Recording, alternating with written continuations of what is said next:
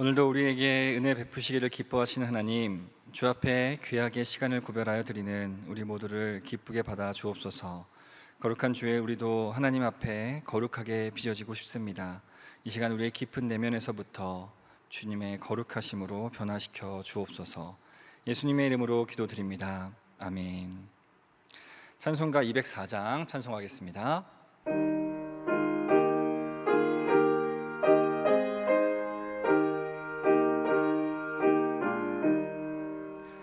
주의 말씀 듣고서 준행하는 자는 반석 위에 터닫고 집을 지은 같아.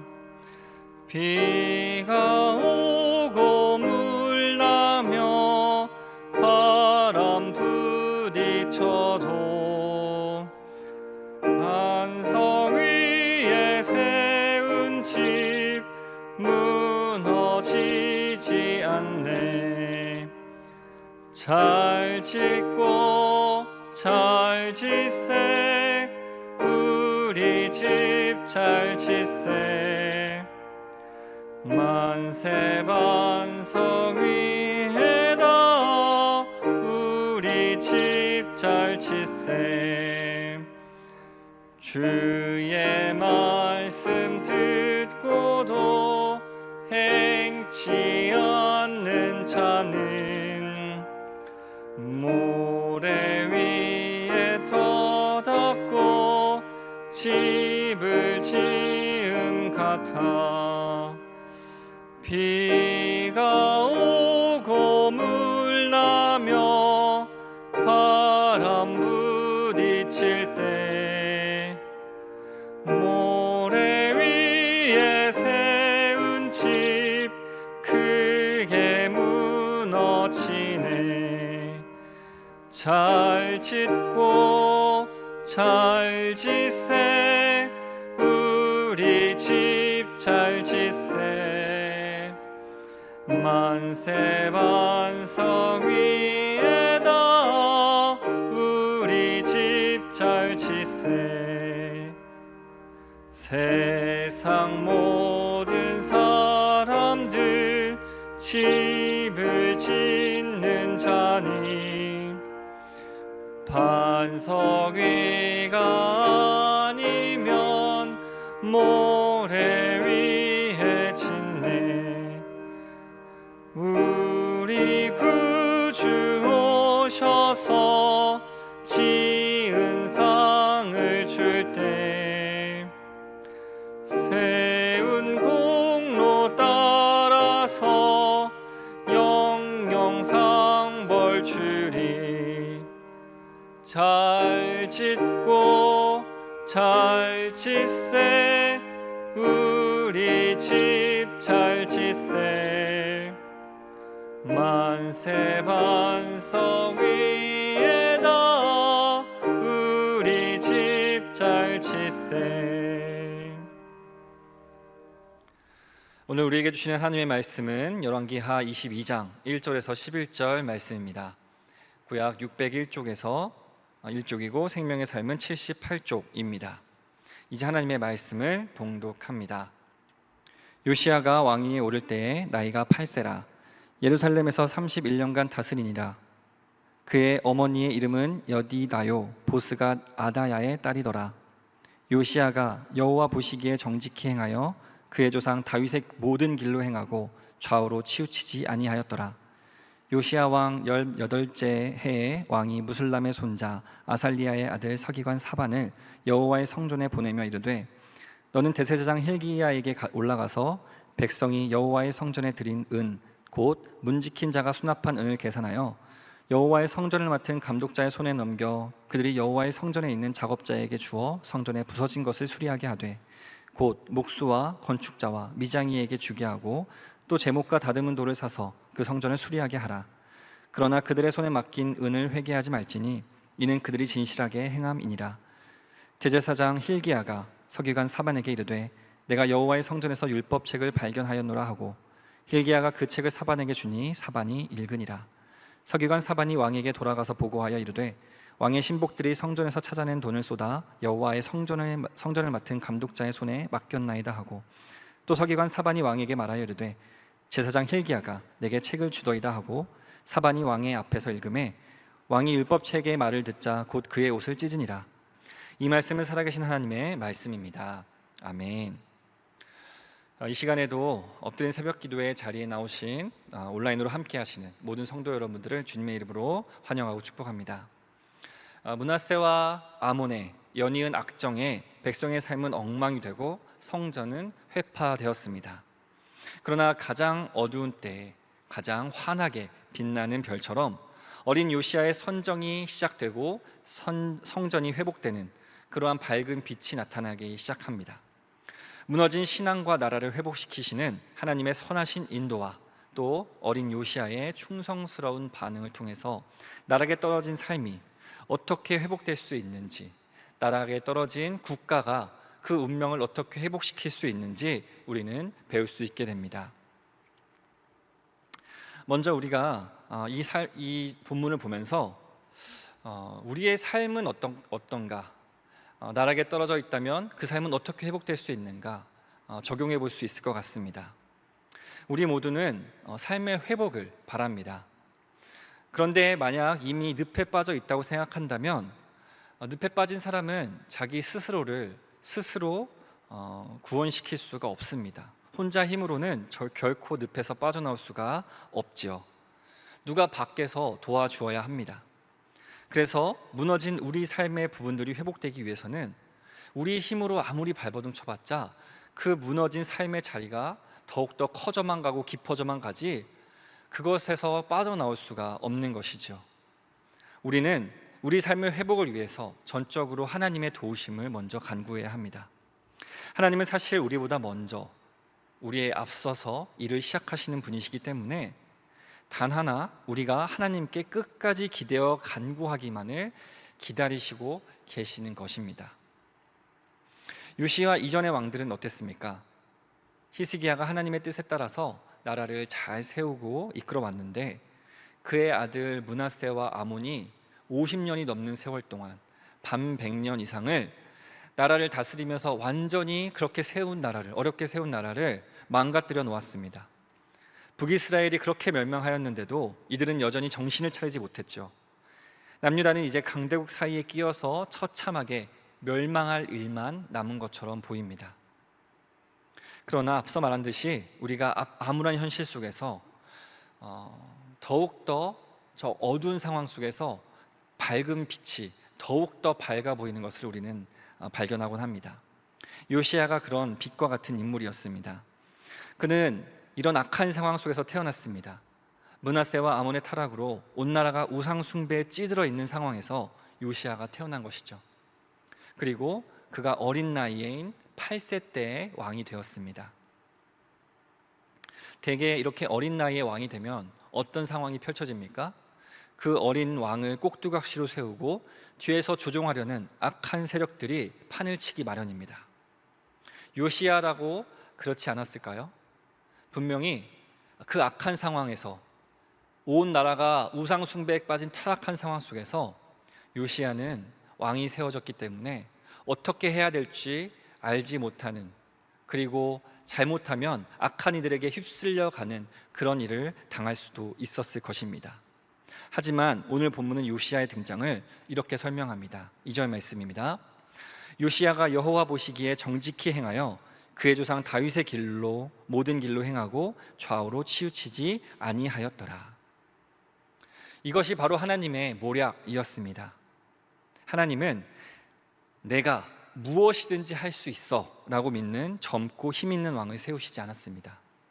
그리고 악한 부모 아래에서도 하나님을 섬기도록 배우고 그 배움대로 살아갈 수 있는 어린 요시야를 왕으로 세우시면서 하나님의 일을 시작하셨던 것입니다. 악한 왕 므낫세의 때에는 소홀하게 여겨질 수 있었던 율법책을 요시야가 어른이 되어 힘이 생길 때쯤에 발견하게 하셨습니다. 이 모든 것이 바로 하나님의 모략이었죠. 율법책이 더 일찍 발견되어서도 안 되었고 지금 가장 적절한 타이밍에 하나님께서 요시야에게 율법책을 발견하게 하신 것입니다. 하나님이 먼저 남유다를 위해서 일을 하기 시작하신 것이죠. 이사야 선지자는 이사야 43장에 이렇게 이야기하고 있습니다. 너희는 이전 일을 기억하지 말며 옛날 일을 생각하지 말라. 보라, 내가 새 일을 행하리니 이제 나타낼 것이라. 주님은 어떤 상황에서도 선한 일을 시작하실 수 있는 주권자이심을 믿으시기 바랍니다. 그분 안에서 삶의 회복이 시작될 수 있습니다. 우리의 삶이 흑암 속에 있을 것 같을지라도 우리가 하나님을 바랄 때 흑암 속에서 더욱 찬란하게 빛나는 별을 기대할 수 있게 되는 그 이유가 우리 하나님에게 있습니다. 하나님 앞에 정직히 행하고 다윗의 길을 걸었으며 좌우로 치우치지 않았던 이 요시야의 인생을 통해서 하나님은 자신의 일을 준비하시고 실행하시는데, 그렇다면 요시야는 자신의 삶을 하나님께서 사용하시도록 어떻게 자신을 내어드리게 된 것일까요? 그 요시야의 반응을 세 가지로 우리는 볼 수 있겠습니다. 요시야는 여호와의 성전 수리를 명령했죠.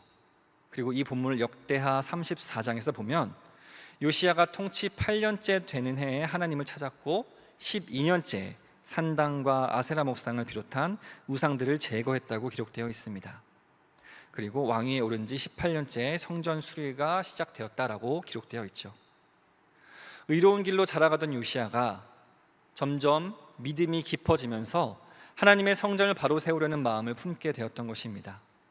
그래서 그의 믿음의 행동은 결국 세 가지: 찾고, 제하고, 세웠다라고 요약할 수 있습니다. 먼저 하나님을 찾았고, 그리고 우상을 제하였고, 성전을 다시 세웠던 것입니다. 하나님이 자신의 일을 시작하실 때에 우리를 움직이실 텐데, 우리가 그때 할 수 있는 반응이 바로 찾는 것, 그리고 제하는 것, 세우는 것입니다. 우리의 삶의 현실 가운데 어려운 일이 닥쳐오거나 이해할 수 없는 불안감이나 염려들로 삶이 흔들리려고 할 때가 있을 것입니다. 혹은 아무런 요동도 없이 평안한 삶에 괜한 균열들이 괴롭히거나, 혹은 반대로 권태와 외로움이 찾아오게 될지도 모르죠. 우리의 일상에 찾아오는 이러한 모든 변화들을 맞이할 때 우리는 아무런 질문도 하지 않고 그냥 그 모든 감정과 상황에 나도 모르게 흔들려 버릴 때가 있습니다. 그러나 그때 우리는 질문을 해봐야 합니다.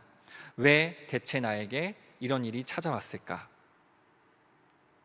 그리고 그 질문은 우리에게 관심이 아주 많으신 하나님에게로 연결될 수 있어야겠습니다. 왜 하나님께서는 나에게 이런 일을 주셨을까? 우리는 그때 그 이유를 내 안에서, 내 주변을 둘러싼 환경에서 찾는 것이 아니라 하나님을 바라보며 하나님에게 그 뜻을 물어야 합니다. 그 일이 무엇이든지 간에 하나님은 우리를 통해서 선한 일을 시작하시는 분이십니다. 우리가 반응이 없으면 하나님은 우리가 돌이켜 찾을 수 있도록 여러 가지 방법으로 우리를 부르십니다. 우리는 그러므로 작은 일들에도 주님을 찾을 수 있어야겠습니다. 하나님, 제가 여기 있습니다. 말씀하십시오. 라면서 이 사무엘이 했던 반응처럼 미세한 소리에도, 작은 소리에도 하나님을 찾고 하나님을 바라볼 수 있어야겠습니다. 요시야가 18년의 세월 후에 성전을 수리하면서 먼저 하나님께 가까이 나아간 것은 그가 하나님을 찾고 하나님의 부름에 민감하게 반응한 것입니다. 우리도 하나님께서 부르실 때, 다시 말해 주인 대신 우리의 주인께서, 우리의 주님께서 우리를 찾으실 때 요시야처럼 하나님을 찾아 나설 수 있는 순종의 사람이 되기를 원합니다.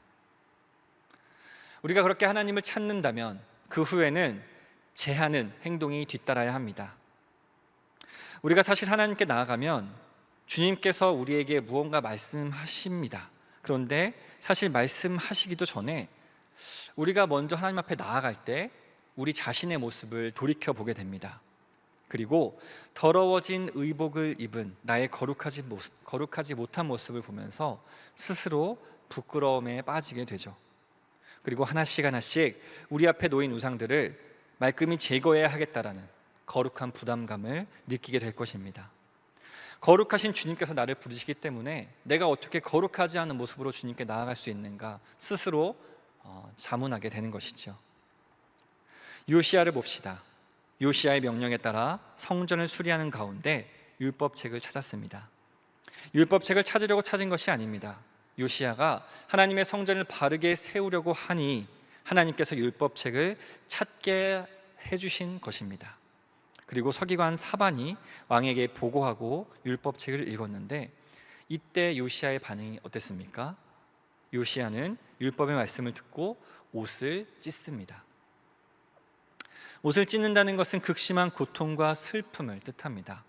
율법이야말로 백성을 선하게 인도할 하나님 나라의 기준임에도 불구하고 그것을 제대로 몰라 순종하지 않았다는 현실에 요시야는 지도자로서 책임감을 쓰라리게 느꼈기 때문일 것입니다. 그래서 그는 자기가 먼저 자기의 옷을 찢으며 회개하였습니다. 자기의 잘못을 뉘우치며 돌이켰습니다. 자기에게서 죄를 제하여 버린 것입니다. 하나님은 여러분들에게 선한 일을 시작하시는 분이십니다. 여러분이 다시 한번 마음을 모아 하나님을 찾고 세상이 주는 욕망과 내 안의 욕심을 제하여 하나님께 나아가시길 바랍니다.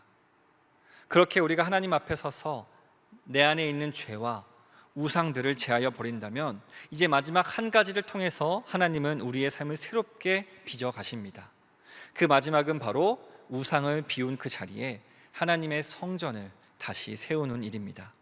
다시 말하면 하나님께서는 우리 안에 우리를 통해 자신의 일을 이루어 가실 것입니다.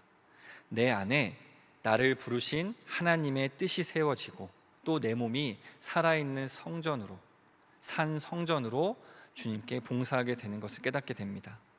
그렇게 하나님께서 시작하신 일에 우리도 동참하고 동역자로 쓰임받을 수 있게 되는 것이죠. 그 일을 하나님은 말씀으로 행하셨습니다. 요시야에게 율법을 전해주셨고 준비된 요시야는 그 말씀으로 나라를 새롭게 하는 데 쓰임 받았습니다. 우리도 다시 세우기 위해서 내 삶을 다시 한번 하나님의 성전으로 세워가고 무너진 내 삶을 다시 한번 일으키기 위해서 우리가 다시 돌아갈 자리가 바로 말씀의 자리라는 것이죠.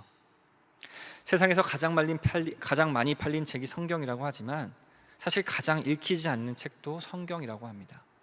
요즘 교인들의 가정에는 아마 성경책이 몇 권씩 있을 것입니다. 핸드폰으로도 쉽게 볼 수 있죠. 그런데 이것을 복이라고 생각하지 않습니다. 마음만 먹으면 성경을 얼마든지 읽을 수 있고 휴대폰에 성경 어플리케이션만 클릭하면 마음껏 성경 말씀을 들을 수도 있고 또 종교의 자유를 누리면서 말씀을 얼마든지 지킬 수 있는 이 시대에 살고 있습니다. 그러나 이러한 호사를 우리는 이제 당연하게 여기고 기쁘게 생각하지 않습니다. 인쇄기가 없던 시절에 성도들이 목숨을 걸고 함께 모여서 누군가 대표로 성경을 봉독할 때 그 내용을 귀로 듣고 지키기 위해서 힘썼다는 것을 생각해 봅시다. 귀로만 듣고 또 내 마음속에 새기는 그 자리를 말입니다. 성경책을 소유할 수 없는 국가에서 애타게 말씀을 찾았던 이들을 생각해 봅시다. 우리는 1세기의 성도들이 그리고 지금도 성경을 가질 수 없는 나라의 성도들이 결코 누릴 수 없는 복된 상황을 평소에도 누리고 있습니다. 그러나 과연 신앙적인 열심과 순결함이 그때보다 더 낫다고 자부할 수 있겠습니까? 이제 공예배의 성경 봉독은 매주 모든 교회에서 진행되고 있습니다. 특히 우리 교회는 말씀을 봉독할 때 자리에서 일어나기도 하죠. 말씀을 귀하게 받겠다는 표현입니다. 그렇다면 우리가 말씀을 제대로 낭독하였다면 또한 제대로 듣고 귀하게 듣고 되새기며 듣는 태도를 우리가 마음속에 갖고 있다면 바로 그 행동이 잘하고 있는 것입니다. 우리는 말씀이 낭독되고 설교가 선포될 때 사람의 말을 평가하는 시간이 아니라 하나님의 말씀을 받는다는 귀한 마음을 가져야 합니다. 그렇게 할 때 그 말씀이 우리 가운데서 충만하게 역사할 것이며 우리 안에 다시금 하나님의 성전이 새롭게 수리되어 세워져 나갈 것입니다. 말씀을 마칩니다. 하나님께서는 무너진 우리의 삶을 새롭게 세워가시려고 이미 일을 시작하신 줄로 믿으시기 바랍니다. 그리고 우리는 하나님이 우리를 부르시는 그 부르심에 민감하게 반응할 수 있기를 축원합니다. 여러분 모두가 찾고 제하고 세워가는 요시야와 같은 길을 걸으시면서 하나님께 쓰임받아 살아가는 복된 삶을 다 누리시기를 축원합니다. 기도하겠습니다. 하나님, 말씀을 통해 이 새벽에도 우리를 만나주시니 감사드립니다. 주님께서 내 안에 새 일을 시작하시는 줄로 믿습니다. 주님의 일하심에 나도 순종하며 따르게 하시고 나를 통해 주님의 일을 이루어 주시옵소서. 사랑하는 고은 목사님의 신혼을 강건케 하여 주시고 평안케 하여 주시옵소서. 사랑하는 허유한 목사님을 거룩하게 구별하시어 맡기신 달란트를 온전히 사용하는 능력의 종이 되게 하여 주옵소서. 여름 사역이 계속되고 있습니다. 아동부가 오늘까지 진행되고 또 사랑부와 러시아 예배부가 여름 순회를 앞두고 있습니다. 주님께서 기쁘게 받으시고 영광 홀로 받아 주옵소서. 참여하는 모든 이들에게 주님의 놀라우신 은혜가 넘쳐나서 주님의 소유된 백성으로 살기로 다짐하는 구백들이 넘쳐나게 하옵소서. 주께 드린 귀한 봉헌을 기쁘게 받아 주옵소서. 드리는 이들도 온전히 기쁜 마음으로 드릴 수 있도록 믿음 더하여 주시고 그들의 간절한 기도의 소망을 주님의 말씀으로 응답하여 주옵소서. 이 모든 말씀 예수님의 이름으로 기도드립니다. 아멘. 하늘에 계신 우리 아버지, 아버지의 이름을 거룩하게 하시며 아버지의 나라가 오게 하시며 아버지의 뜻이 하늘에서와 같이 땅에서도 이루어지게 하소서. 오늘 우리에게 일용할 양식을 주시고 우리가 우리에게 잘못한 사람을 용서하여 준 것 같이 우리 죄를 용서하여 주시고 우리를 시험에 빠지지 않게 하시고 악에서 구하소서. 나라와 권능과 영광이 영원히 아버지의 것입니다. 아멘. 이 시간 기도하실 때 나라와 민족, 교회와 가정을 위해 그리고 오늘 말씀을 놓고 계속해서 기도의 자리로 나아갑니다.